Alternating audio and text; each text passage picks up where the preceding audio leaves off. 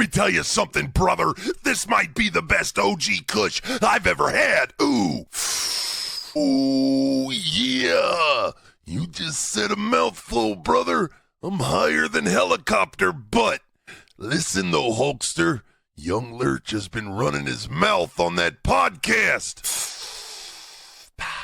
Blaze the BingoHall podcast needs to show some respect to the veterans, brother. I say we run in there and show Younglurch and his guest just exactly who the OGs of this game are, What you gonna do, Blaze the BingoHall podcast, when the Macho Man and the Hulkster run wild on you? Ooh, yeah. Give me like 10 minutes, though, because I'm really, really stoned. Oh, yeah. Welcome into the BingoHall.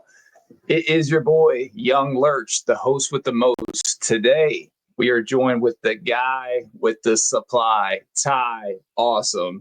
Ty, welcome into the BingoHall, my friend. Thank you, man. I'm glad to be a part. Yeah, man. You definitely fit the criteria. Wrestler, cannabis, guy with the supply. Like, you check all the boxes. So I'm glad that you're able to stop by and join your boy. But yeah, we're gonna get right into it. So you are from Maryland's Eastern Shore, specifically Salisbury. What was it like growing up there? Definitely it was just, pretty much normal childhood. I had both my parents growing up, so I was always, very good. I grew up with kids around the neighborhood. It's actually how I got into wrestling. Grew up, loving Power Rangers growing up. And then I had friends down the neighborhood that showed me professional wrestling. And I was like, this is it. This is what I want. And I remember growing up and having all my friends come over to my house and we just put on shows. Like that was our summer. Hell yeah. That's what it was like growing up for me, at least. So in the Eastern Shore, though, were you guys by the were you close to water at all? I mean, I know that that's a big thing on the Eastern Shore. Like, so were you were you going fishing as a kid, anything like that, crabbing, those kinds of things? Yeah, every now and again I'd go fishing and stuff like that. I mean, I got memories of me and my dad going surfing. I'm about 30 minutes from Ocean City, so okay. I definitely grew up on the beach. That was definitely my bread and butter. I'm also by Nanticoke too, and Nanticoke has like their own little beach down there too. So I definitely was a beach kid growing up. I lived my life on the beach pretty much all summers. Yeah. Yeah. It's nice it's kind of like hard when you grow up around the water and then if you move away or, you know what I mean? It's kind of like something's missing. Cause like me, like I grew up, kind of by the water in like some part of my, like in a younger part of my childhood, like Pasadena, like we were right on the water. But, yeah, I feel like being out in the western part of the state now, Maryland, West Virginia area, it's like you wish that you had that type of access to just go fishing anytime you want. I mean, there's like ponds and stuff around here, but I guess it's not quite the same as like the Eastern Shore type of area. Yeah, you never you can go out in Ocean City and you can catch whatever. Yeah. How did your hometown shape you into who you are today? Like both in and out of the ring. Man, so for me, there really is no wrestling where I am. On this side of the shore, there's nothing. I have to drive an hour to an hour and a half to get wrestling to live anyway, other than on my television. So, I mean, it's, what was the question? Just kind of lost track. How did like your hometown like shape who you are in and out of wrestling? I know like, so like, yeah, there's not like a lot of independents or like a strong independent or dominant one around that area. But I know like WWE would put on house shows like every once in a while. Do you remember how often they would come to like the convention center around there? Yeah, no, not that often, right? Maybe once a year. Yeah, sometimes once every 2 years, something like that. I went to a couple. They're fun. I love. Yeah, but yeah, I mean, no, there was really no big name wrestler or nothing like that where I came from. So I know that was always an inspiration when I found wrestling, is that I want my hometown to know who I am. That was a big thing for me. And hopefully one day it's like that. I think I've done all right, but nothing in particular really drove me from my hometown to inspire me to like do this. But I knew that there wasn't anything around here, and I wanted to bring it here. I think that's kind of what shaped me to like, kind of like, yeah, I want to be this wrestler. I want to bring it here. I want this to be my identity. You know what I mean? Because there was no identity for that here. So that's the way how it kind of shaped me down here. You can kind of be like the catalyst for that area over there. Sure. Yeah. Do you so have you ever wrestled in Salisbury or nearby, or I know I think recently, right? I just had a first event in Salisbury last month, and it was awesome. One of the coolest events I went to. Matt Riddle was there. Got to hang out with him.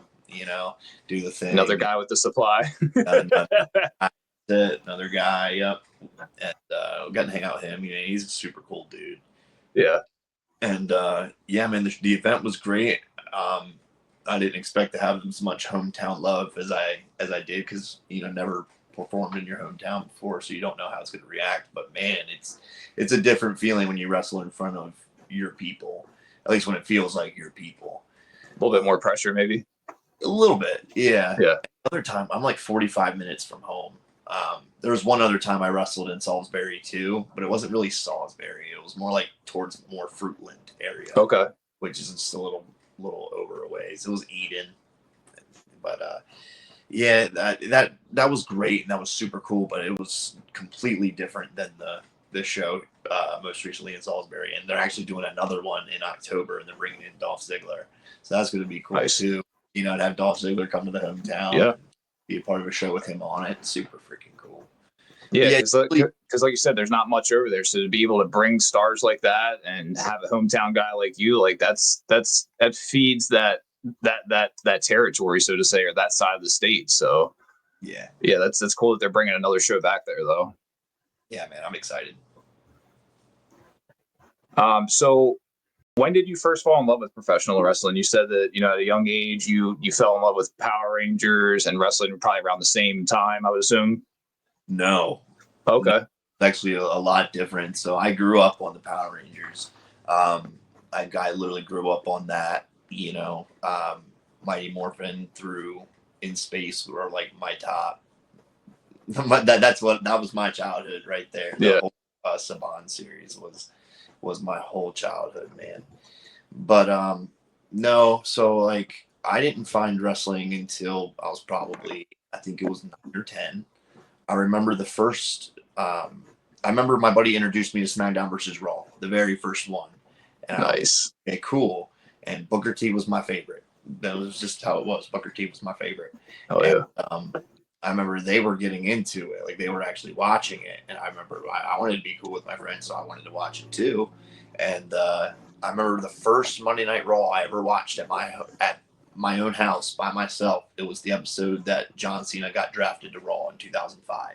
So that was that was my first, like, this is where I fell in love with wrestling, was right here when Chris Jericho called him out in the highlight reel, and this was the first draft pick.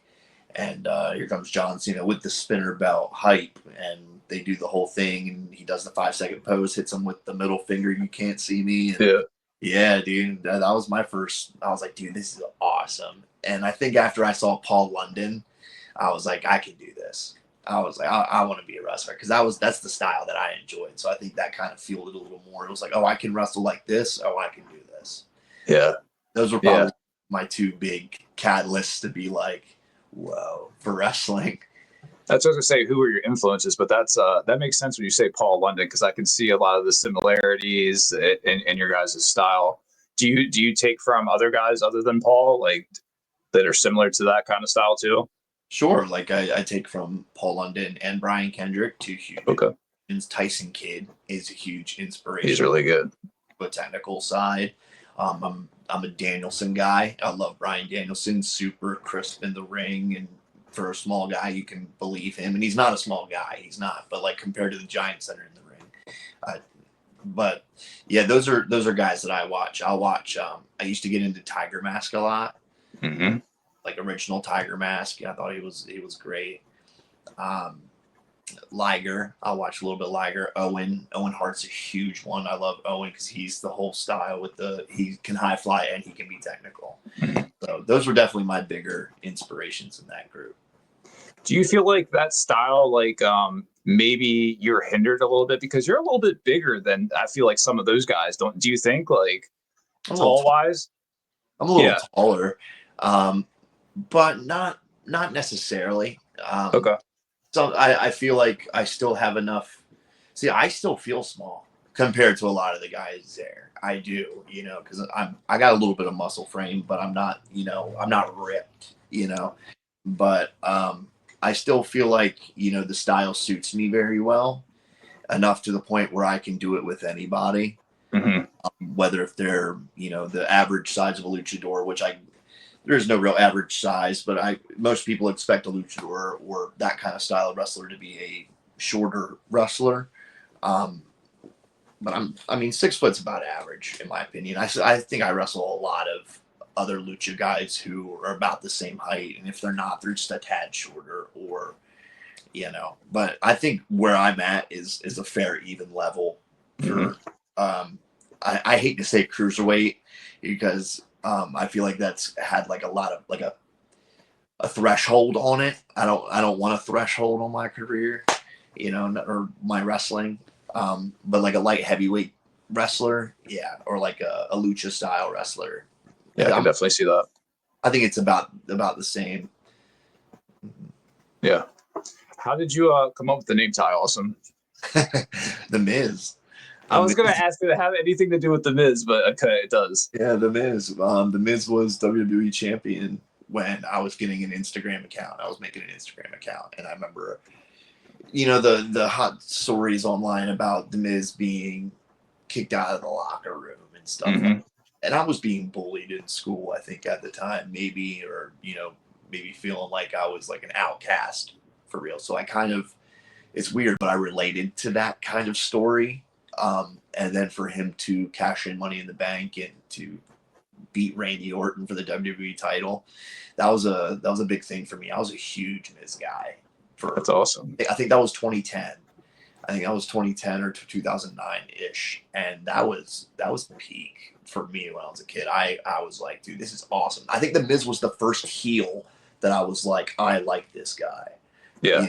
I feel like you, as a wrestling fan, especially when you first start, of course you love the good guys. And then, you start to get older. You like rock and roll and you like being edgy and stuff like that. Yeah. And the Miz was getting really good and he won the title. And I think I was making an Instagram account one day and I didn't want all these numbers in my name and stuff like that. And so because like I think I had a PlayStation Network account and it was like a weird name and it had all these numbers in it. Yeah. And I was like, I want something like just basic that people will know it's me and I don't have to have anything weird, and just The Miz was awesome. And I was like, I want to be awesome. Yeah. So that's how Ty Awesome happened. That's probably the best Miz story I've ever heard as far as like someone, because you don't hear many people that were like fans of him or, what I mean? The real ones I feel like do, like, because they know what he went through, like you said, like from the beginning, obviously he went Tough Enough, Real World, that want to go that far back, but how he persevered, like you said, getting bullied and then having that full circle moment. And it's cool that you were able to relate to that because he doesn't seem like one of those guys that people really throw out there as, oh, he, I was able to relate in some way to him, he's always like known as like the a-hole or whatever. Sure. So that was pretty dope little story there. It's a different one. One. But yeah, I loved The Miz. I remember I had the I Love Haters shirt growing up in high school and people didn't understand it. And they didn't have to because I did. Yeah. He had didn't he have like a chick magnet shirt too or something like that? Yeah, I remember he had like a little chickie and then a magnet. Yeah, yes, yeah, that's what it was. Yeah, that was like there was all kind of chick magnet shirts back at that time that were getting all kind of heat for people back in the day. Yeah. And I remember he had one that was that's hilarious. He was cool. I think that's what it was. I thought he was cool and he was awesome. And he was awesome. I wanted to be awesome. Yeah, that's dope. Can you tell us about your first ever match that you had? Where was it at? Who was it with? My first actual match. Mm-hmm. I'll do my first indie match because I did some backyard stuff, but I don't really do stuff from the beginning. Yeah. But my first match kind of came from a guy who I did some backyard stuff with. It was after the Briscoes. I did some training with the Briscoes, and then Briscoes were busy. You know, they're busy dudes. So I mean, they're out making a name for themselves at this time. And so I just found something in Salisbury that was stupid. And but I mean, it was me. Was it just like a local group of people or something? Yeah, just a local group yeah. of people with a ring. That's and one of them was a quarter trained wrestler, but nice dude.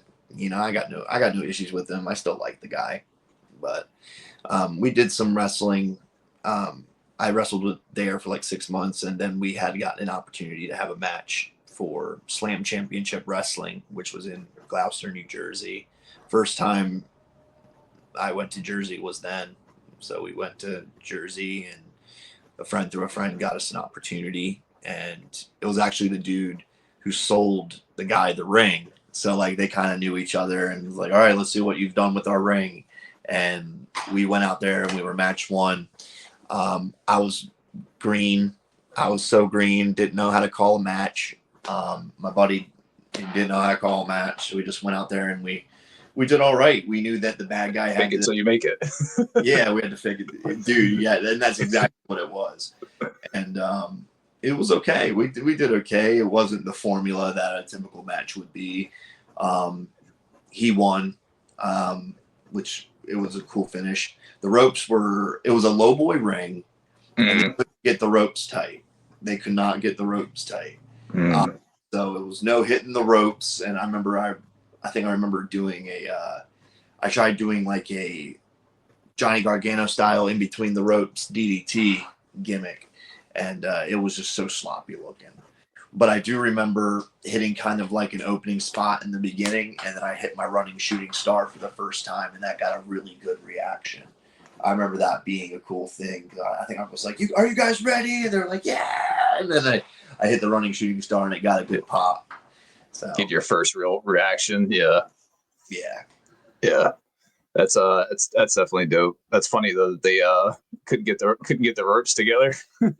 Low boys are tough. Tough. I own a low boy now, so I get it. You have to get the underneath just right, and then you got to tighten it just right, and even then the posts are going to come in, and it's a little tough. Tough. What was the biggest challenge that you faced breaking into the independent scene? Being taken seriously for a lucha style wrestler and younger guy, because I got in when I was 19. Okay. And I was smaller looking. I looked smaller than that. And I was from away, so like I had to like kind of prove myself everywhere I went. Went through a lot of ass kicking. Me and my dad were talking about it the other day. Literally yesterday, he was like, man, people used to like chop the hell out of you, dude, and like you wouldn't hit them back. And I was like, well, when you're only in for a certain amount of time and you're getting an opportunity, you don't want to mess an opportunity up. But hindsight's 20/20 also. But also, you think them knowing you're a young guy that they're trying to like see if you're really going to be battle tested, see if you're going to come back for it, right? I'm a hang. Yeah. And they weren't being mean. They were working me. Yeah. But they were seeing if I was really tough enough to stay, because I wasn't from around, and everywhere I got an opportunity, you had to make sure the kid can go. He's not going to die on me, is he? And that was how we used to take a lot of beatings, but that's how I got respect a little bit. Yeah. You go through some beatings, and you show that, you know, as a wrestler, you got to be tough. You got to be able to take a beating. And I don't quite look that part. I look like I'm a pretty boy, but or a surfer dude or a stoner or whatever. And it's just part of proving that you can hang. And that's one thing I had to do, was really prove to people that I could hang, especially when I'm under 200 pounds and I'm winning heavyweight titles or company titles. That's what I call them. So I don't have to make other people upset because I'm not a heavyweight. I'm still under 200 pounds. I'm getting there. I'm beefing up. Yeah. I'm getting there. But yeah, man, it was really being able to solidify that I can go, and, you know, building that name for myself, especially when there's nothing around me, that I had to figure it out. Yeah. So that was another huge thing. So how long do you think that took for you in your career? Like maybe a couple of years before you really start to kind of like settle in, and then kind of, I guess maybe once you got your name out there, people kind of realize, oh, this guy, we know Ty now, like. It took me about 2 years. 2 years of like doing the smaller companies for little to no money, driving 3.5 hours and grinding and getting matches. One thing that I really think is my dad. You know what I mean? Because my dad, I think I was doing it by myself for a year, just like driving with friends. And then there came opportunities where I was getting opportunities that per se my buddies weren't. So they would stay back and I would have to go find a way to get there. And I was young, 19, and I wasn't really familiar with driving. I think I got my license at 19. And I think my dad was kind of protective about that. And like, no, if you need me, I'm gonna come with you. And I was like, all right, so Pops, I need you to come with me. So that's dope though, to have that support system to, you know what I mean, kind of like to lean on dad, and dad kind of be there, be like, hey man, I got you, you know what I mean? And for sure. him, he's trying to help you achieve your dreams. So that's definitely dope that he's there for you. Especially when he's filming matches, and then he's filming shows and stuff like that. So he's getting a lot of footage for me that I can clip and share and stuff like that. And not only just for me, he does it for full shows now. That ended up becoming a whole thing for him. He's got more followers than I do. He's more famous. I found that out just by doing my research. I was like, no shit, this is your dad. He's got like 10,000 followers on YouTube. So does he come to all of your matches now, or I guess as much as he can, right? As much as he can. Yeah. And he always films? He'll film my matches for sure. There's some companies that he films the whole shows for. He used to do 1CW. I think right now his full-time gig that he does right now is Next Up Pro Wrestling, which is in Virginia. He'll do their full production. He'll do commentary. Like he sets up the commentary for them, and then he does hard cam, ring cam. Nice. So, yeah, that's his full production, and he offers that. And like, if people want that, they can get that. Like there was another company in Maryland. They would book me, and they would book my dad. So, and then that's just made it easier. He was getting money. I was getting money. We were both that's dope. Together. So I think with him, like having the footage and stuff for me really helped, because I could send all that footage. Every match that I had, I could send. It wasn't like spotty. It was just about every match. When my dad was coming, I could have it, clip it, share it to promoters, and just send them out. And on top of it, I would pit myself out. I was sending them all to promoters. That's what you got to do, though. It's like some people, like, they either don't even think that way, or they do film it and they don't have time to clip it up and get the content out there. And it's like, by the time you get to it, Ty already ate your lunch. You know what I mean? Like, he already did it. He's already sent it to 10 promoters or what have you. You know what I mean? So it's like, that's the shit you got to be on if you want to, you know what I mean? Keep getting yourself out there, Gotta grind. Yeah, you gotta grind. But I think it was the tour, one of the tournaments that WDWA had at the Inwood, or is it Ranson Civic Center? Yeah. You fought Sean Carlson, and I think your dad filmed that one, and I seen it come up on YouTube, and I think it was my brother told me that it was your dad that films it. And I was like, no shit. He was like, yeah. So I went down the rabbit hole. I was like, oh my God, there's so much stuff on here. Like, even old stuff of you. So there's, he does a lot of stuff on there. What do you know what his handle is? I didn't have it, but I didn't write it down for some reason. He's Papa Productions on everything. Okay, yeah, okay. I had him listed as Papa Awesome. Yeah, he'll accept that too. Yeah, okay. So who trained you, and what was the best piece of advice that they gave you? So I learned my basics from Mark and Jay Briscoe, ROH superstars. I learned how to run ropes, take bumps, punch, kick, little stuff like that. After that, I did my training. Like I said, I did a little bit of the backyard stuff, but I don't consider that training. I consider that a hiccup. After I did a little bit of the backyard stuff, it was, at that time, it was Spine Busters. My cat's getting into something. Spine Busters Wrestling Academy. which was run by Sunny Deeds at the time. So Sunny Deeds, a little bit of Muddy Waters in there. After that, it was just me for a little bit, just doing my thing. And then I think back in, when was it? I think it was back in 2019. I started training with Mark Haro and started training with him and I just enjoyed working with him because me and him just bonded. So we bonded really well, and he was a good teacher. So right now that was my lineage of people. Was there anything that you remember in the early days that stuck with you to say, hey, like, I guess maybe you could go back on now that you took from that was like good advice they gave you at all? Or the biggest thing that really worked for me was just going slow and pacing yourself. You don't have to do it all. That was a big thing for me at the beginning. I wanted to hit everything. Because you only have so much time. You want to maximize minutes, you know what I mean? So hit all your cool stuff so I can share it. But it's not always about the moves. It's about how you make somebody feel. So It's about, slowing down. And, I think slow down was always the biggest thing of advice for me, was just to slow down. And now I totally get it. Yeah. I totally get it. I'll hear that, like, recommended a lot amongst wrestlers, especially to like newer guys, like, hey, slow down. Just like when you think you're going slow enough, go even slower. You know what I mean? Like, fast. Yeah. It's I guess because like your nerves and you're anxious, and like you said, you're trying to get all your shit in. You're trying to do everything you can. Gotta remember. Adrenaline. Yep, in my soul. In my soul. Yeah, absolutely. Shout out Cody. Yeah.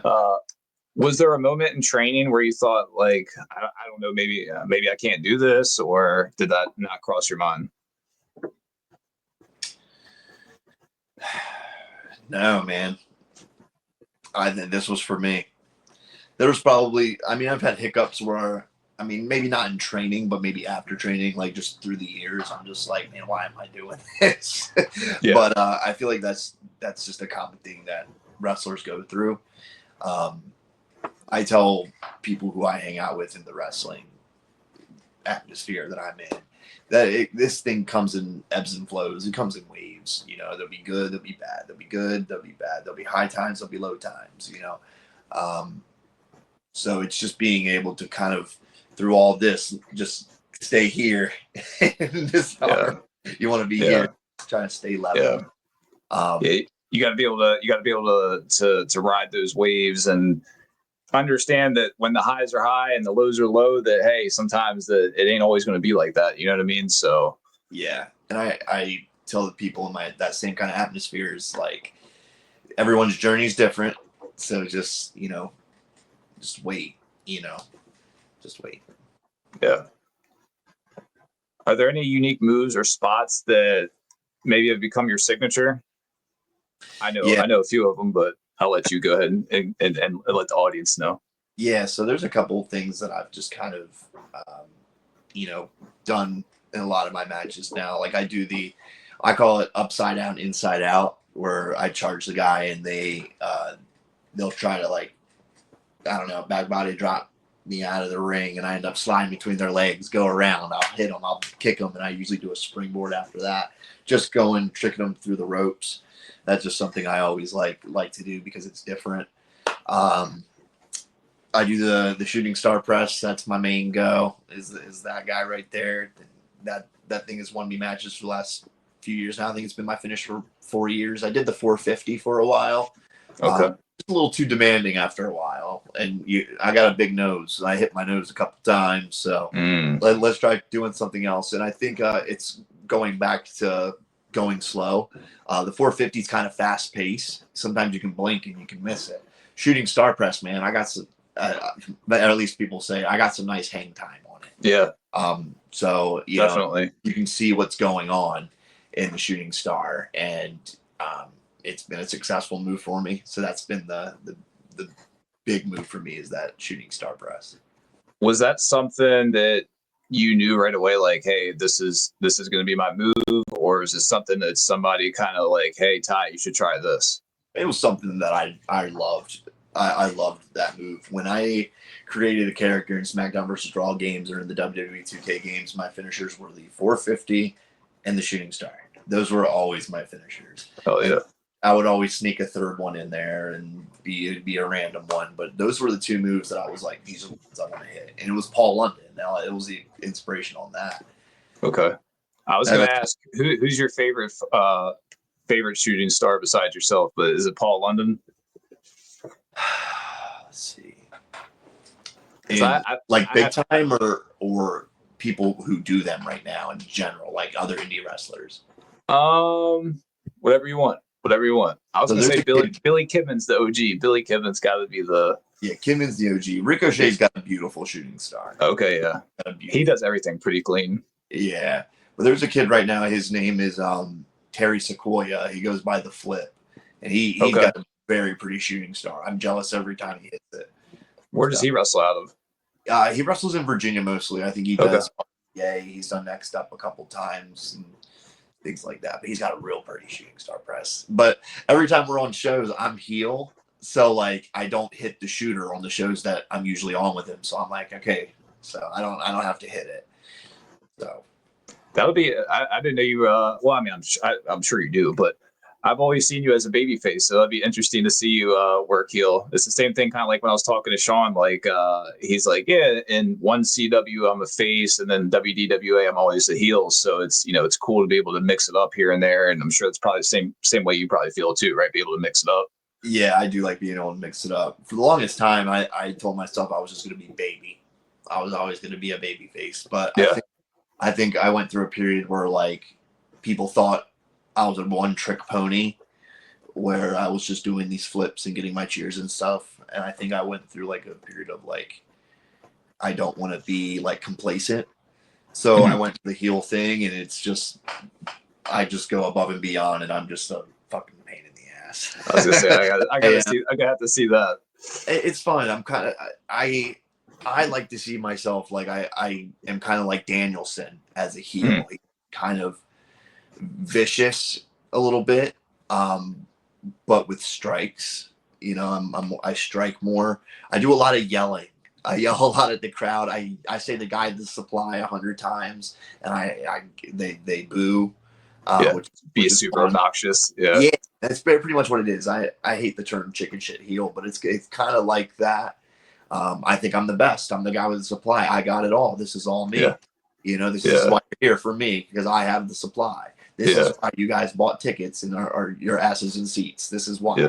That's kind of like how I am there, and it's fun. And it's funny you say that because everyone says that too. Oh, I can't imagine you a heel. I can't imagine you a heel. But that's where I get everything out. Yeah. Like if I had a stressful week at work and I'm doing a heel stuff, I'm getting it all out. Yes. It's time to charge somebody's ass up. I love it, man. I love working heel, and I never thought I would, because I love how rewarding it is to be a baby face. But being a heel is so much fun. it's because probably also you've been the baby face for so long that whole other side of you that you get to play into. It's like you said, a lot more rewarding in some way to have that other side to I guess tap into. Like it's character work, I guess. Yeah, pretty much. How do you prepare mentally and physically before a match or before a big match? I work out through the week. I got back days, chest days, the norm for someone who goes to the gym. I do a lot of stretching. Stretching's real big for me. So I do a lot of leg stretches because I'm doing a lot of flipping and stuff like that. So a lot of stretching. I got a ring at my house, so I'm in the ring. I'm in my ring at least once a week. I go up to Carlson's every Tuesday because I kind of help. I hate to say train, but I help with the school. I guess I'm an assistant trainer. Carlson's the head trainer, and me and Miles are there. At least I'm there once a week. Miles is there, but I'm an hour away, so it's a little harder for me. But yeah, that's kind of like how I stay in shape. I'm working out 3 to 4 times a week. I'm in the ring twice a week. That's not a match, because so that would be 3 times a week that I'm basically in the ring right now, at least. if I don't have another match during the week, sometimes I'll have 2 matches during the week. Like next week, I have a Wednesday show and a Saturday show. Wednesday, so wow. I'll be in the ring Tuesday, probably at Carlson's for the 1CW dojo classes. Wednesday I'll be in the ring. Thursday I'll work and be in the ring and go to the gym, and then Friday I'll go to work and go to the gym, and then Saturday I'll travel wherever I gotta go. Grinding. You gotta love it, man. You gotta love it. Yeah. I want it to be my full time. So I mean, all my free time goes to wrestling. Just about all of it. How do you protect yourself mentally through all that? Cannabis. Okay. Gotta keep your mind right. Cannabis, yeah, man. To be that's the real answer. I usually don't say that in a podcast, but yeah, that's the real answer. Is being able to get in that headspace where I can just breathe, and relax. I think that's the biggest thing that it's done for me too, is be able to take a breath and sit back and just let things happen sometimes. And just go into autopilot. And I think that's done a lot of hope for me, because I don't get a lot of sleep, and the sleep I do get, I cherish. So being able to, remain calm and have an open mind to things, I think that's one thing that's been really big with me, is I don't really see things always in my box. I think about perspective and other people's thoughts. So I like to think I'm an empathetic person where I care about people's feelings and stuff too. So being able to consider those kind of things helps too. So just being able to, take a breath and not everything's personal either. So that's kind of how I kind of stay level-headed, just those kind of things. Especially in the wrestling business too, because people can get personal and business mixed up really quick, and get feelings get involved, and all people get hurt, and a lot of bad blood sometimes. But if you're able to stay even keel, I feel like you're able to navigate through those kind of moments. The waves. If you're going through waves, ride those waves. Yeah. What's your proudest moment so far in wrestling? Man, I've had a couple good achievements that I'm thankful for anyway. I'm very thankful to have had the opportunities that I have had. But I think the biggest one has to be wrestling on Monday Night Raw. That's got to be the biggest one. Wrestling the Viking Raiders. That's got to be the number one, top of the list. Having them launch me up, slam me. It turned out really good. I got to speak on the microphone that night. Abyss was the agent, and he was super happy. He said Vince McMahon was super happy with him, and Abyss shook our hands after that and was like, "You boys made me a really happy man today. Thank you very much." That's awesome. And I remember he said that Vince McMahon jumped out of his seats in one of the spots that happened in the match. And he wanted to see the Raiders right after the match so he could tell them. And, it was a great night. I had a lot of people come up to me. I had thumbs ups and stuff like that. The next night, I got to wrestle for 205 Live. I'm surprised I got to wrestle after I died on Monday Night Raw. I still got picked. And I remember before me and the guy who I tagged with that night, we went out. I said, let's go to Gorilla, because at that time Vince didn't stay for 205 Live, so he would leave, and I had a former guy I did Extra Talent with say, hey, this is a good thing to do, is kind of stand by Gorilla so at least Vince McMahon can see your face. And it's like, okay, cool. And so that's what I did. I said, all right, let's go here and let's just stretch, get ready, because we got selected for the 205 Live tag. And Vince McMahon, here he comes walking. That's exactly how he walks, That's a real thing. And he looks over, and Bailey was over there, and he looks at Bailey, and then he looks at me and the guy who I'm tagging with tonight, who wasn't the person I tagged with the night before on Raw. He goes, "Thank you, boys, for yesterday." And he keeps walking. And that was pretty cool. I looked to the guy to the left of me, and he was like, I hope he doesn't think I'm the guy from yesterday. It was one of those funny moments. But I was like, hey, my hair stood out or something where he knew me from the night before. Yeah. So yeah, that was super cool. And then Bailey was across, like I said, and she looks over, she goes, so that was super cool. That's cool. These NWA things here lately, those are huge. Mm-hmm. NWA is the company I've wanted to wrestle for a long time. It just fits my style.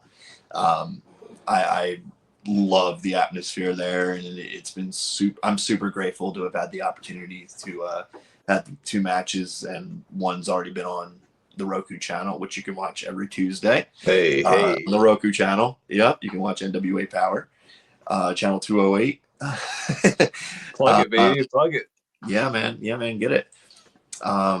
So yeah, dude, these last couple things with NWA was cool. I got to fly on a plane for the first time the other week. Like, that was super cool. You guys went to Florida, right?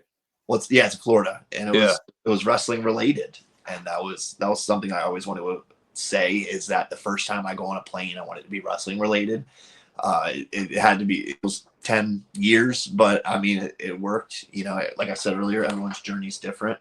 So yeah, that was super cool. I got to wrestle Bullet Club member Chase Owens in the ECWA Super 8 tournament in the semifinals. That was super big. Was that in Florida or no? That was a different. No, that was separate. That was the ECWA back in 2018. Now, when we were in Florida, I don't think it's on Cage Match. So we did a tag team match against the tag team champions, Knox and Murdoch. That's what we did. Okay. Yep. So you gotta keep watching. You gotta keep watching and see what happens. You gotta tune in on the I just had Bob Starr in the BingoHall, and he had brought up Murdoch, and I guess he didn't know he was still working. I was like, yeah, I'm pretty sure he's tag team champion for NWA. He was like, Billy Corgan's NWA? I was like, yeah. So, yeah. That's they're doing their thing over there, and that's I'm happy for you guys, you and Sean, both getting to work over there and getting a tag together and do your thing. Is there a match that has really tested your limits there, or maybe just in general throughout your career? I've only had a couple matches for NWA, so I haven't really been quite tested yet. That Murdoch and Knox match was certainly a test. Okay, but you got to tune in. But I think one of the biggest and hardest matches I've had, I mean, I've had a couple here lately. If I have to think back, it's definitely matches with Ricky Reyes at the beginning. Those were tough matches because it was my first star that I had to wrestle. Wasn't really sure how I was going to work or how I was going to handle it. First one-on-one was a star. After that, it was Chase Owens in that Super 8. Really freaking pushed myself in that match, and he brought a lot out in me that kind of tested me, and I didn't even know. And I kind of showed that I could hang with that kind of talent. Because, I mean, he can go. Chase Owens is the freaking man. He can go, man. Other than that, you know, I've had matches with Tony Deppen. He's pushed me when I've wrestled him. I wrestled Cheeseburger. That was a tough one. Nice. LSG. Those were some tough recent matches. Rhett Titus was a tough match. Those are some of my bigger ones that I think, like, wow, like I was being pushed to perform at a top level. Because they're trying to get everything they can, extract everything they can out of you as a performer, right? Right. And I've told a lot of good stories too. So like I've told a lot of good stories with Carlson at 1CW that I can think back in my, like, we brought it out in each other. Oh yeah. You know, and things like that. I've had some good matches there. But those are a lot of the bigger frame matches that I'm like having to push myself in. Anytime I'm in the ring, I push myself, but sometimes there's a different level of intensity and bringing out everything you have. And I think those few matches are ones that have really like put me to a test where I had to like think on my head and, you know, be ready. Do you feel like the ones that you're closer to, like friends wise, that you beat the shit out of each other more? Like say Sean, for example. Like when you're in the We're ring, definitely like, more comfortable. Yeah, that's what I mean. Like, you know, you can do certain things with him more than say someone else who you don't work all the time. Sure. Yeah. And with me and Carlson, specifically, that's a different one because we train together too. But there's guys that I can see tomorrow and like probably just put on a match and not call anything. One of the coolest moments I've ever had was I did a match in Maryland with Mike Law. I did a lot of matches with Mike Law in ECWA back in like 2018, 2019. And I started seeing him again at these Maryland shows, AWA in Waldorf, Maryland.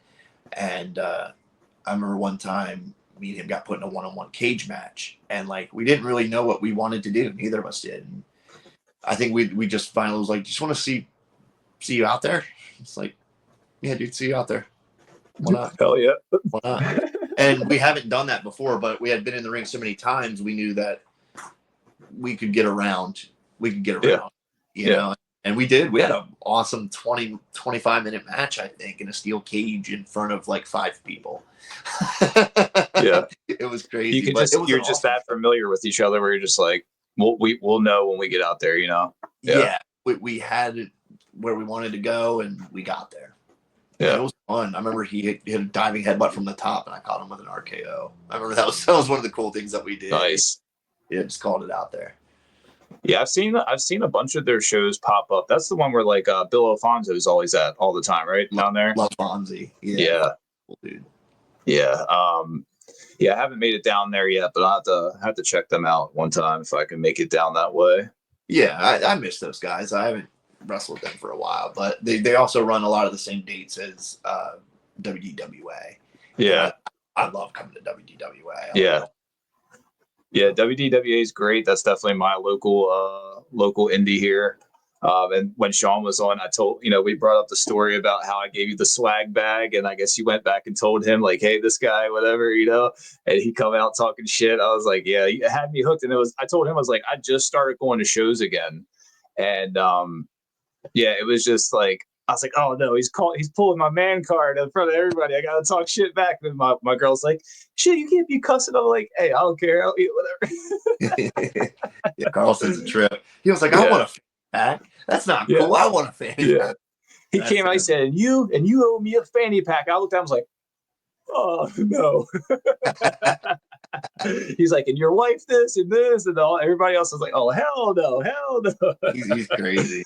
Yeah, I got some pictures I'll have to send you guys that she took from that night, and just his transformation is crazy. Like, because all the weight he's lost, and he looks completely different. So I'll have to send that to you guys when she sends them to me. So, but yeah, it's crazy. It was like, I think that was almost a year ago, or I think so. Yeah. All right. Yeah, we keep telling each other, man, tan and jacked. We gotta get tan and jacked, brother. Tan and jacked. Yeah. That's what we keep Hell yeah. about. Fuck yeah. Gotta do it. Yeah. So which WWE superstars have you shared the ring with, and what was that experience like? I've shared the ring with a couple. The Viking Raiders was super cool. I mean, that was super cool, and boys hit hard, but I mean, like, they were super great to work with, easy to work with, and like, they asked me if like there was anything I could do to help them, and like, I was like, I can push off you guys and stuff like that. They were super cool. And Brian Kendrick, got to work with Brian Kendrick and Akira Tozawa, which was super cool. Those guys called the matches, but I got to work with one of my childhood heroes. I got to Anthony Green worked for WWE. I got to wrestle with him. I've got to wrestle Jay Lethal, the AEW, ROH, TNA. I just got to work Dijak this past weekend in a tag team match. Yeah. Nice. It was Team ROH. I seen him hit the finisher on Sean. I was like, holy shit. Yeah. You don't see Sean get thrown around like that. Yeah. It was Dijak, Kenny King, Rhett Titus, and Cheeseburger. Nice. We them on a 4-on-4. There's like a lot of names that I could like list off. I can't really think of like the ones verbatim. Knox and Murdoch. I used to be on shows with Joe Gacy. I never worked with him, but I've been on shows with him. Marcus Mathers. I've wrestled Marcus Mathers. I've wrestled Zeta Steel. Oh, really? Yeah, I've wrestled Zeta. Those are just the ones that are popping off in my head right now. I could name more. Like I've done a spot with Ron Simmons. I've done spots with Robbie E or Robert Stone. Yeah, I used to love him back as Robbie E back in the day in TNA. Yeah, I did some. So underrated. Yeah, very much so. I got to work Mimi. Notorious Mimi was in WWE for a little bit. Anthony Bennett was in the Cruiserweight Classic. I got to wrestle him. I mentioned Tony Deppen earlier, ROH, the Briscoes. I've worked with the Briscoes a lot. Those are just a couple. Yeah. I got a whole list. Yeah, I got a whole list. Yeah.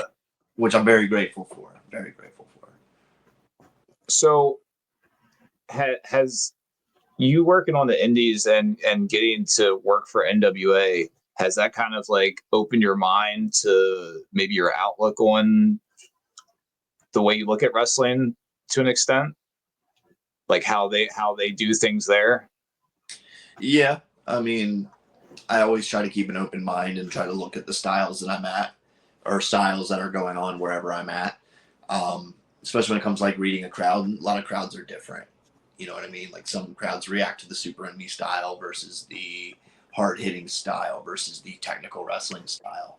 Every crowd's different. So you never know how different, what reactions you're going to get. So you always want to, I know for me, I always try to watch matches too for that reason. You know what I mean? Mm-hmm. See what they're reacting to. Are they reacting to punches? Are they reacting to holds? You'd be surprised how many crowds will pop for a sleeper hold, a standing sleeper hold, Roddy Piper style. People will go nuts for it. You know what I mean? And it's as a hope spot, and it's just like wow. So, yeah, you always have to look at what's going on around you. And there's little old moves like that like people just don't always do, or they think, oh, I got to do this big huge high spot or do this whole cool sequence or whatever, and it's like a old school sleeper gets them going, or sometimes a back rake. I'll pop off a back rake or eye poke or something like that, like just to be like whatever, man, like that kind of shit. I don't know. I'm an old school kind of guy, I guess, so it more correlates to me, but I don't know. I like that kind of style. So, let's talk about your cannabis experience. You've also worked in the cannabis industry. How did you first get involved in that world? There was a dispensary just opened up in the infancy of the Maryland cannabis market right by where I lived, and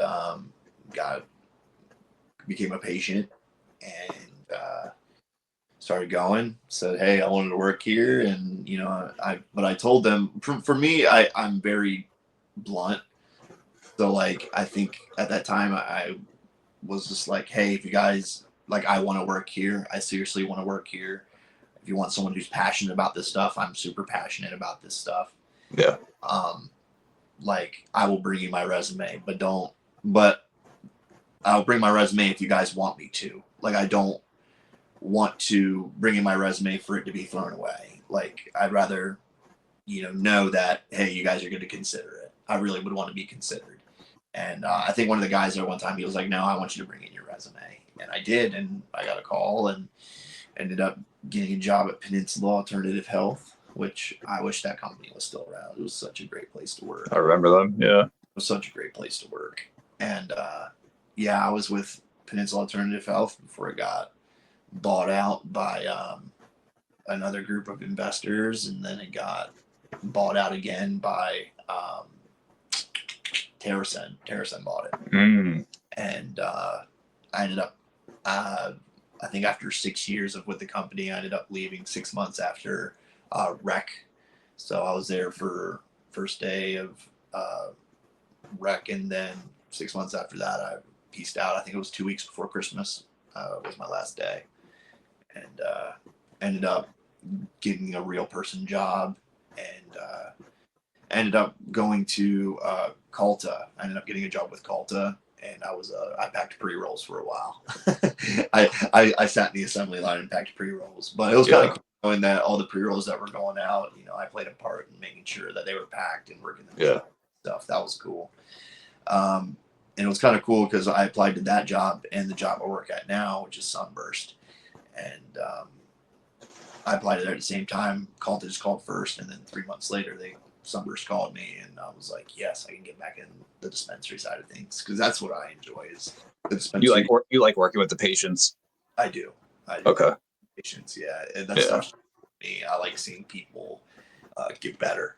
That's it's weird, but like I do enjoy, seeing people like get joy out of their day from the stuff, just like I do. And like, oh yeah, especially the people who hurt and are in pain and are sick. I think it's real big. That's a big thing for me, is to,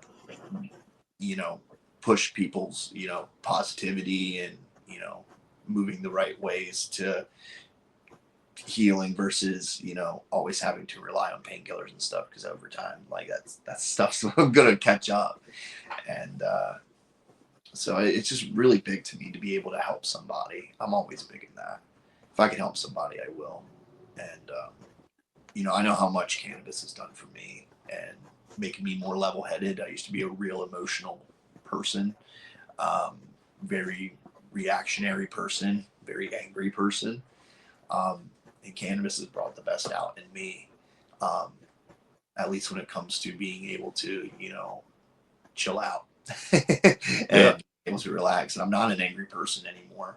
Like, even when I stopped, there was a period where I went on like a tolerance break. Like, I wasn't an angry person. It's because cannabis changed me and changed the way I think about things, and to be more open your mind. Yeah, be more open-minded. And I think it's always super cool when, you can build a relationship with a patient or a consumer, and, you can hear what you recommended for them based upon what they were looking for extremely helped them when they needed it. And absolutely. That's a huge thing for me, man. Super rewarding. Yeah. Super rewarding. Yeah, I have a similar. I know the feeling, and that's the same reason why I'm in it. I have Crohn's disease, so like I know how it helps me, and I know how the plant helps so many other people. When I was working with wholesale in West Virginia, they didn't want to give RSO oil to wholesale locations. They only wanted to keep it within the retail spots that they had, so they could make as much money at their location. Well, there's patients that need it, and they have to drive 2.5-3 hours to the nearest dispensary to get that RSO oil. And there was a lady that was close to me. She was having like 60 seizures a week or something like that, something crazy, right? And she got distillate, and that helped her a little bit. And then we pushed hard and hard and hard to get the wholesale accounts to get the RSO oil. And when we finally did, and she was able to try it and readily get it all the time, she said it reduced like her seizures to like less than 60 a month, compared to her having 60 a week. So it's like, that's the feeling where you're like, oh man, like that's why I'm in it, because it's like you're just being able to help that. Yeah. It's like that, just her quality of life was helped just a little bit, like only because we were able to like, hey, let's spread this out, because it should be patients over profits. But unfortunately, a lot of times, especially the way this, industry goes, it's, profits over patients. But there are good stories like that. There's good people like you, good people like me that are in it for the right reasons. And when we're able to connect and, do the right things and spread the right messages, it makes it all worth it, in my opinion. So I'm sure you would agree with that. Yeah, anybody can sell or sling, but to build a relationship with somebody and being able to assist somebody, whether it be with their health or their day, that's a huge thing. Yeah. Is that how you came up with the name, The Guy with the Supply, or what's the story behind that? Yeah. So I remember there was a period where I took time off of wrestling because I had gotten hurt, and so I was, working in cannabis. I was, working bud tender, or patient consultant, as it was at that time. We didn't like calling ourselves bud tenders. Mm-hmm. And I remember just joking around with one of the people I was helping, and they're like, "Man, you always know what to get me. You always know what to get me." And I was like, "Man, I'm the guy with the supply," just joking around. And I was like, light bulb moment. Yep. And I think there was a period where that was the same around period where I was about to turn heel, and I was like, okay, well, what is Ty Awesome as a heel? It's like, I'm the guy with the supply. I'm the guy with all the moves in that ring. I can hit you with a technical style, high flying style. Yeah. I can and I think the whole thing was I got a high IQ, educated feet. I'm not afraid to go high risk, and everything I do is on the highest level. My supply is in between those ropes. Everything I do in that ring that you guys see, that's what makes me the guy with the supply. Of course, it's cannabis. That's where it came from. But music, where I'm an all-around wrestler who can beat you in any way possible and use your own style against you, because my style is versatile. So I'm the guy with the supply. I got it. That's kind of what I wanted it to be. People kind of saw that this is kind of a cannabis thing, isn't it? And I can't lie. I'm a very I don't know what the word to call it, but it is. I got it from working in cannabis and saying I was the guy with the supply. And I feel like the ones who get it. There's some people out there that probably, until maybe they watch this, they might not have never even put two together. You know what I mean? But it's like me being around as long as I have been. You know, as soon as I heard, I'm like, oh God, here we go. This is he's up my alley right here. Yeah. But it was like, but there's nothing like to your. Not to say there's nothing to your gimmick, but like there's nothing to like what you wear or anything that like gives away like cannabis. Yeah. So I wanted to differentiate that a little bit. It's you know what I mean. You know, I don't want to. It's a layer. It's a layer. Yeah, you know, I don't want to push cannabis onto people. You know, that's not what I'm about. I'm about pro wrestling and bringing joy and happiness to people. And cannabis is just something that's, you know, assisted me through my life. And it's a part of my life. But when I wrestle and I'm Ty Awesome, I'm still Tyler Hastings underneath the body. I still am that guy, but I feel like it's not really a cannabis thing when I wrestle. It's let's have joy and fun together and let's have a good show. I don't know. I've always tried to separate the two, but they always kind of end up finding each other. It's a love. it's a love, you know. But I mean, that's how I make connections with people too. You know, it's like, oh, you're the guy with the supply, huh? Is that weed, huh? Is that weed? And it's like, if you know me, you know me. If you don't, you don't. But you know, at the end of the day, I don't let the cannabis completely take over, you know, the person who I am. I did for a while, but I think at the end of the day, we all have an impression to leave on people. And I want to leave a good impression. Not that cannabis negates that. It doesn't. But I don't want that to be the first thing people think of when they think of Ty. I want them to think of, oh, he made me care. Or he is a good wrestler. Not that, oh, he. No, I don't want cannabis to be the first thing. I want people to be like, oh, he's a super nice dude. Or I think that's the biggest thing for me is like, oh, I like Ty. And that's what super, in my opinion, super genuine dude. Completely always been nice to me, nice to my kids. So, you know, nothing that I could ever, man. And there's a lot of guys that like, you can tell sometimes they're just like, all right, whatever, just going through the motions. But like, you can tell like whenever I've had an interaction with you, you genuinely are there and care. And you're like, you know what I mean? In the moment, you know, so you've always been good to me and my family. So oh, you always been good to me. I love getting hooked up, man. Man. I'm always the guy with the supply for you. Man, I'm always getting the supply. That's always cool too. I get gifts like that. You know, you get gifts like that from fans, man. It means a lot. It means you know, that's a part of it. It's part of that relationship. And whenever I got the swag, I always hook you up. I appreciate you. No problem. Have you found that there's been any overlap in your skills from your cannabis work and pro wrestling, or things that you maybe have taken from each realm? Being able to work on the fly. Okay. Being able to figure it out on the fly. Oh yeah. Some of those dispensaries get crazy, and obviously wrestling gets crazy. So that's definitely something. Being able to navigate a conversation, I've learned how to. Keep things under control and not let things blow out of proportion. I think that's a big thing too, being able to customer service. I was going to say with an angry customer, right? Yeah, sure. Or a coworker, I mean, not that true. Problem coworkers, but we can have disagreements, but we can also have professional discussions, or we can, talk about something else and we can revert the conversation. It doesn't have to be, I'm mad at you all day. We can be grown-ups. Yeah.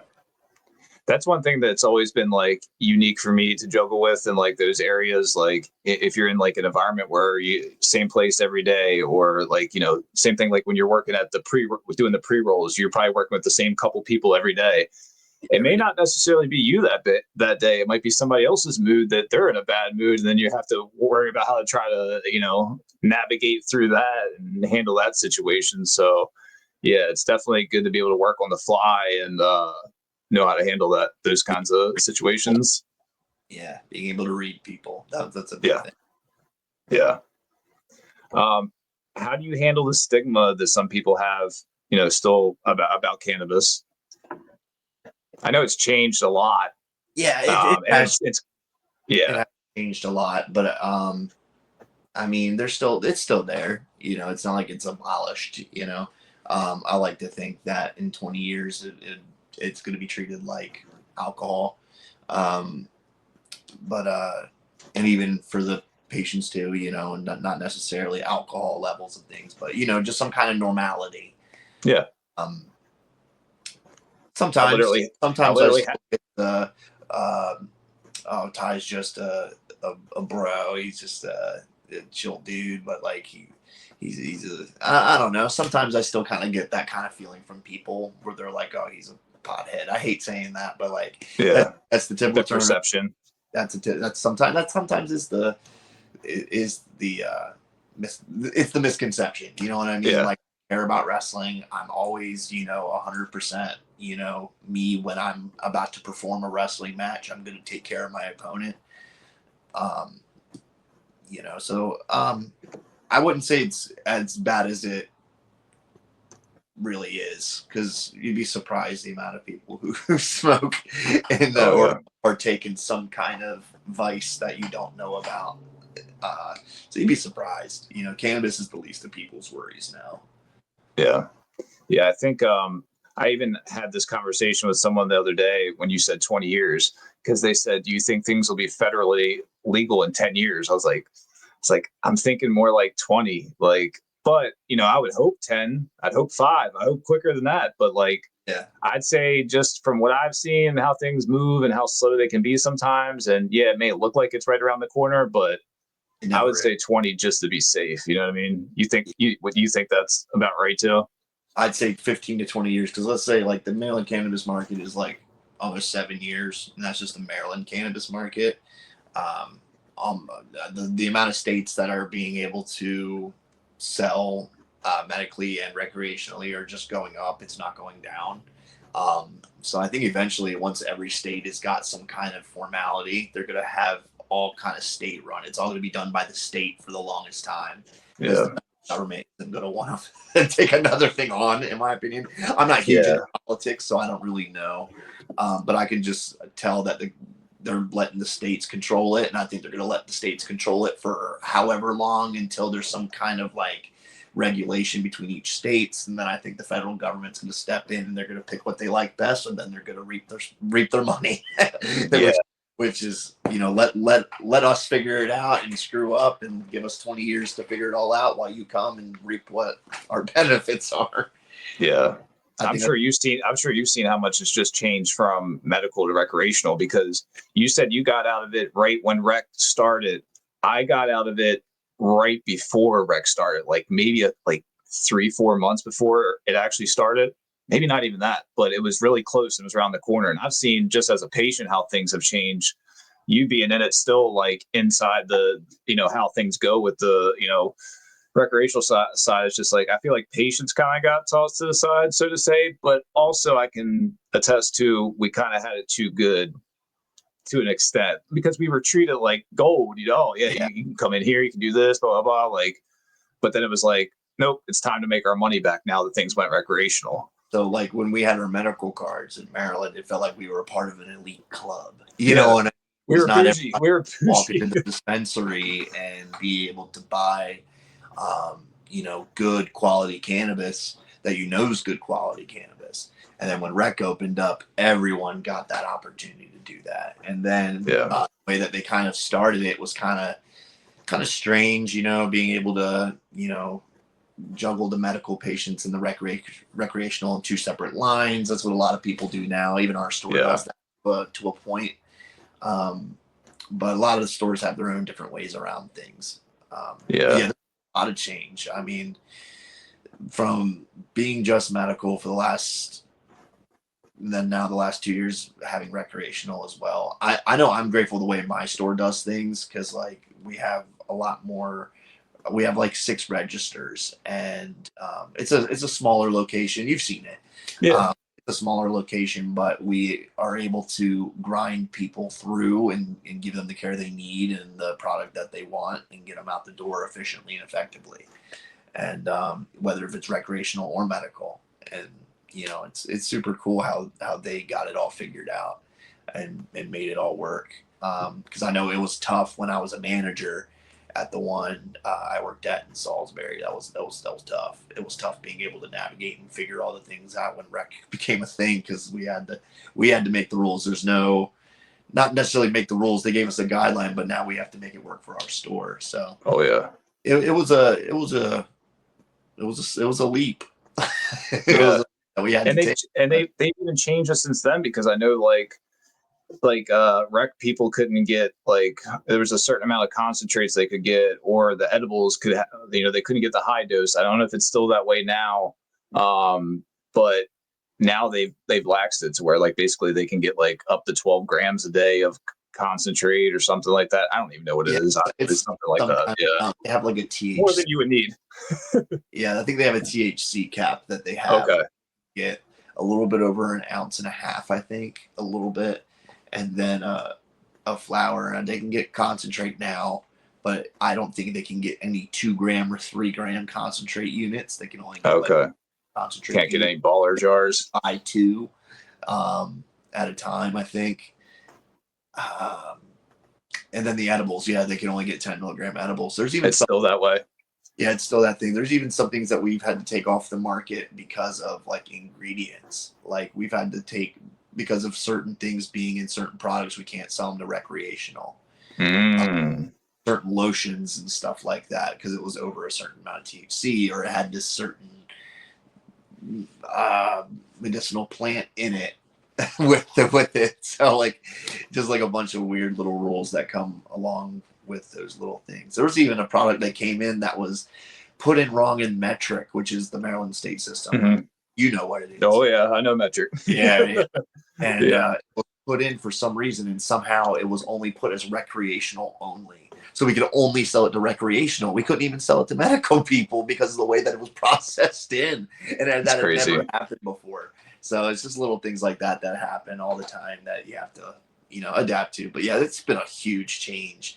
And I think it's for the better too. I'm glad that everyone has an opportunity to be able to purchase good, effective cannabis that they know doesn't have mites. It's not gross. It's not just sitting around. When it was cut. All the information on it. I think everyone deserves that. So lots of change, but I think lots of good change. That was like one of my biggest things when the state first opened up, was like, hey, if I can go there on my time when they're open and get good quality stuff that I know is, nothing's going to be wrong with it. I mean, not that nothing's going to be wrong with it. Let me not get that twisted. You get a couple here and there, but but like, there's not going to be like, and not to say people are lacing it with, certain things, but like, if you're a dealer and you sell multiple things and you're using a scale and it gets on that scale that had some other drug on there, that's how it gets laced. And it's like, to take that risk, but it's like, to think like, I started smoking when I was 15, and I don't condone that, but like, that time was a whole different era and way of looking at cannabis. So it's like, you kind of had to hide, you had to maneuver in different ways, you had to get stuff that how many hands did it touch before it got to you? That's another thing. Like, you don't know, at least when you have it from the dispensary. Oh yeah, completely different. Yeah. So it's like, to be able to know, okay, it came from this grower, and then it went to this dispensary, and then it went to me, like, okay, cool. At least I know that. You can just scan a QR code, know everything that's in it. I got to joke around with people. You got your nutritional facts here. Yeah. I still joke with the people at the dispensary now, like, the fact that I can put an order in online and go to the drive-through and pick it up, it still blows my mind. It blows my mind. Like, yeah. But so what does you've teamed up with fellow Blaze the BingoHall alumni, ranch hand Sean Carlson. You guys are the Cloud9 Cowboys, another moniker that, of course, for me, registered right away. But how did you guys come up with that team together? Did you guys, because you trained together, did you guys always see it, you guys becoming a tag team, or it just kind of happened and now you guys are going all in on it? Well, we've been I know that was a long question. Yeah, we've been boys for a while. I've known Carlson for about 8 years when he was a fan. Okay. And when he did podcasts and stuff Yes. like that. Yeah. So I've known Carlson for a long time. And then we've been training together for the past almost 4 years now, I think. I think that sounds about right. Maybe the last 4 or 5 years we've been training together. And we haven't necessarily, we're rivals. We're like in the ring, we're rivals. That's our story. We've been rivals for pretty much since we started training. We've always wrestled each other, and we've always brought the best out in each other. I think that's what's built me and his bond, is that we both have really good matches with each other. That, and I see him every week. We're cool. We're cool. We're and I think he had gotten the NWA opportunity first. He did the NWA 75 or 76. It was the 76, I think. I think it was 76 because the 77's tomorrow. So yeah, he did the 76, and he got his opportunity. He's got a couple more opportunities after that, and then Crockett Cup was coming around back to Philly, and some holes kind of fell, or some opportunities opened up, and A, B, and C reached out to Carlson, was like, hey, we can get you in this spot, but you need a partner. And I had already messaged a couple people, so I was going to be basically extra talent. I was basically just going to help around, probably be stage crew. I was going to be stage crew. But Carlson mentioned my name for me because there was a certain requirement that we had to do, and he was like, yeah, Ty can do this. And he was like, cool, I've already talked to Ty, so Ty's in. So that's kind of how that worked, and we broed it out when that happened, and then it was just coming up with everything from there. And we didn't even get the name until probably like a week and a half before NWA. I think we just kept coming up with different things, and we both just went back and forth. And then one of our buddies, Jason Heat, messaged me and Carlson in a group chat and came up with a name. And I think I was just like in packaging or whatever, just like stickering product or whatever. And I was just like, man, what can I come up with, like something that encapsulates both of us? You know what I mean? And, I didn't want it to be like too crazy, but I just wanted it to encapsulate both of us. So he's the cowboy, the ranch hand, and I'm the chill dude, pretty much. I'm the chill guy with the supply. Yeah. So together, with my chill, we're always on cloud 9. I try to think of something that was related to that. He's the cowboy. I think I tried to think of something cannabis related a little bit. I think that's what I went for. It was like, how can I use that kind of gimmick with him? And I had the cowboy part, because like, let's be cowboys, you know what I mean? We're both, rugged dudes, like we can play that character. And I think I just came up with Cloud9 on the fly, because it was like, it started with the letter C, and I was like, Cloud9 Cowboys. So I typed back, no, I think we're going to do Cloud9 Cowboys. And Carlson said, that's it. Yep. And that's how that name happened. And I didn't think he was going to like it. And I think he was just like, fuck it at that point. You know what I mean? We're two chill ass dudes who aren't afraid of a battle. And that's what we are. We're the Cloud9 Cowboys. I felt the same way when I seen it. When you guys first, I guess, announced it, or I seen it online, I was like, oh, that's badass. That's a cool name. Perfect, like, for you guys. Yeah. And I'm big on announcing too. Like, if you have a name that I want it to be cool, and I just thought about how would the announcer say, it's the Cloud9 Cowboys. And I was like, sounds dope. That works. So yeah. So that's how that happened. And we've been boys for a while, and it just, did I think we would ever be a tag team? I think I even had this conversation of no, but I'm very grateful that it has. Absolutely. So very cool. I guess it's probably pushed you guys to a new level, probably within your friendship, and then obviously what you guys put in the ring as well, right? Sure. Yeah. So the audience, they want to know, when will they see Ty Awesome rock the cowboy hat like Sean Carlson to be an official Cloud9 Cowboy? I got one somewhere, I think. And I definitely know my dad has one. My grandfather was a cowboy. Oh, really? He was in Wyoming, and he did a lot of cowboy shit. So nice. He's very old cowboy school. Shit. Hell yeah. Yeah, my grandfather was a cowboy, and I think one of the last things he gifted my dad was one of his cowboy hats. That's dope. I think there's one around here somewhere, but I would rock it. I told him if they were like, hey, can you both rock the cowboy hats, we'd do it. When we did NWA in Tampa, we both did baseball caps with his logo on it. We did that. I thought that was pretty cool. Yeah. Because not all cowboys have to wear a cowboy hat. Sometimes, no. Sometimes they ride the tractor. You know what I mean? I think they like little straws. I think that you guys could do something to where, like, maybe some promos or something like that, to where like Ty gets to like not earn his cowboy hat or something like that, but like, you know what I mean? Like something to where like your affirmation or something. Your initiation to the cowboy, something like that. There's something there, man. You can take that and run with it if you want to. Yeah. When we were pitching it, and I feel so bad because when we were pitching what we were to NWA, they were like, "Oh, okay, so you're the pothead and you grow it." And I was like, "Oh, dude." I looked at Carlson. I said, "I'm so sorry, dude." He was like, "No, he was ripping. So he kept me on my. He was familiar. I wasn't. It was my first time there. So he was like, "Bro, he was ripping you. You're good." And I was invited back. So it all worked out. That's hilarious, though. All right, I'm gonna drop this one on you. It might be a little heavy, but in one sentence, why should fans never miss a Ty Awesome match? Why should fans never miss a Ty Awesome match? You never know what you're gonna get. But it's gonna be exciting.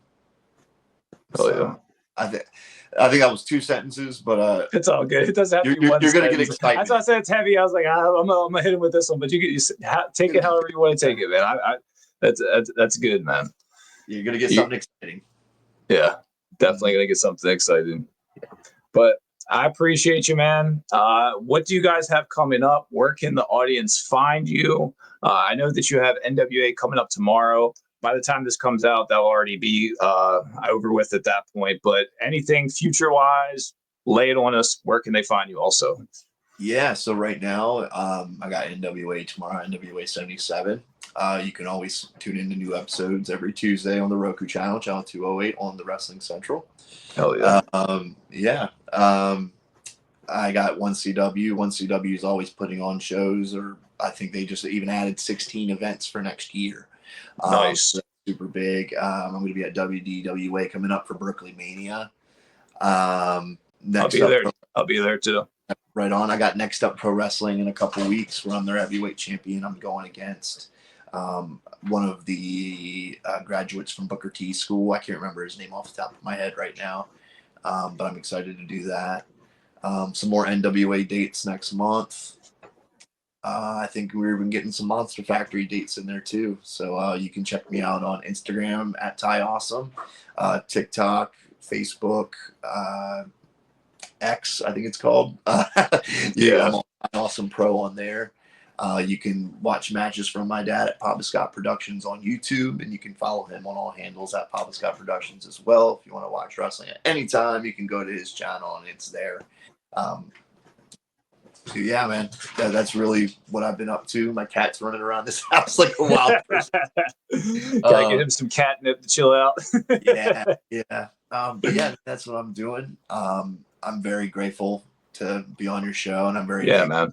Things that I get to do with wrestling and cannabis and all these cool things, man. And I appreciate you having a platform for me to be able to communicate and like reach out to audience too, because this is big for us. So I appreciate you a ton for that.